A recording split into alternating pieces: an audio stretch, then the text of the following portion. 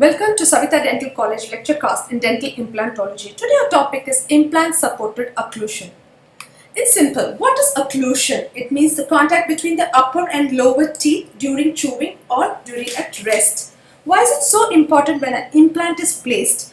As we know that the primary difference between a dental implant and a natural tooth is dental implants are osseointegrated without a periodontal ligament. Therefore, there is no shock absorbing function in the dental implant.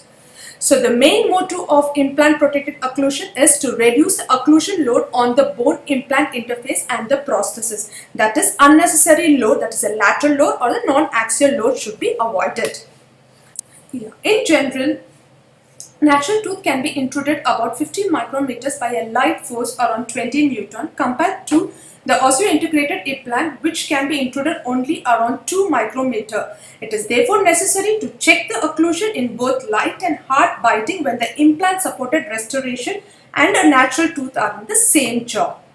So when a single crown is given, either a canine guidance or a group function which we will be discussing later in the class, and for a fixed partial the same occlusion holds.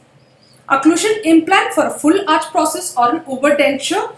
All occlusion schemes should be devised to maximize denture stability. So these are the 4 occlusion schemes: bilateral balanced occlusion, group function, and mutually protected and monoplane occlusion.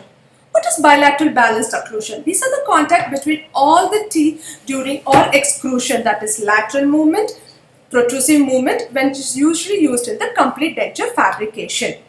Contact between all the teeth during all extrusion, and this type of occlusion can also be used in the hybrid processes, that is FP3. These are the examples just shown like how they contact.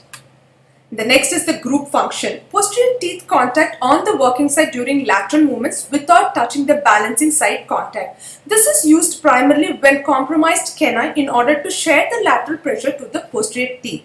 So here the canine doesn't contact whereas the posterior teeth contact, which is the mutually protected occlusion, which is just opposite. Only one point contact, that is canine contacts in this occlusion. Just have a look at this picture and our video.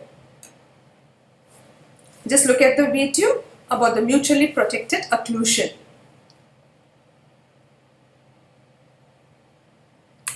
And the next is the monoplane, which has the cuspless teeth, no cusp or fossa relation, which is functional but not aesthetic. This is usually used when the ribs are heavily resorbed.